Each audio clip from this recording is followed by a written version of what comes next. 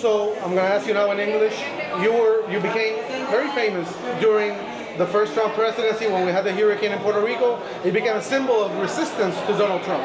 What would be your message to people that right now feel afraid, feel threatened by these executive orders? What would be the message on how to deal with Trump? I learned in the midst of that crisis that you either stand up and speak up and protect yourself and those around you who cannot do it for themselves, or you stand down and are silent and become complicit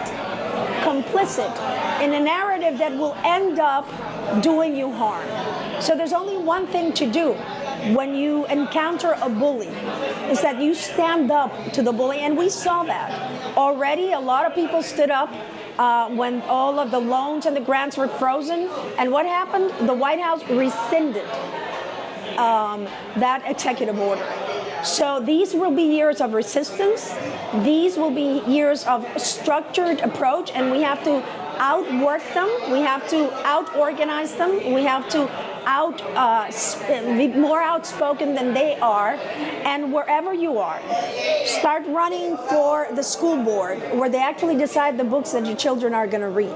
Or start running for the municipal legislature where they actually decide if they're going to defy these laws or not. And don't be afraid to protect those politicians who openly and without a doubt are protecting you. Sometimes we say, no, I'm a little afraid now. Well, you know, being afraid will only give more power to those that are putting you down. So stand up, speak up, join whichever organization, and pick one or two topics.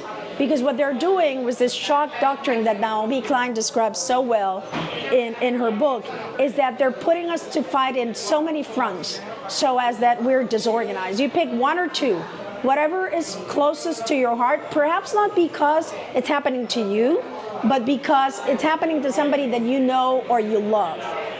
And the third thing would be understand that in the words of Fannie Lou, nobody's free until everybody's free. And freedom has to do very much with living your life the way you want to live it. You know, life, liberty, and the pursuit of happiness. That pursuit of happiness is not described. It is not in a box. It is an individual feeling of what will make you just understand your place in the society that you're in. So fight, speak up, stand up, join a community of fighters like you, and don't let them lead. Don't let fear lead you. Let hope, let love, and let community just push you forward. If we come together, we're going to be okay. It's going to be hard, and there will be a price to pay. But it's better to pay a price for speaking up than to see the results for being silent.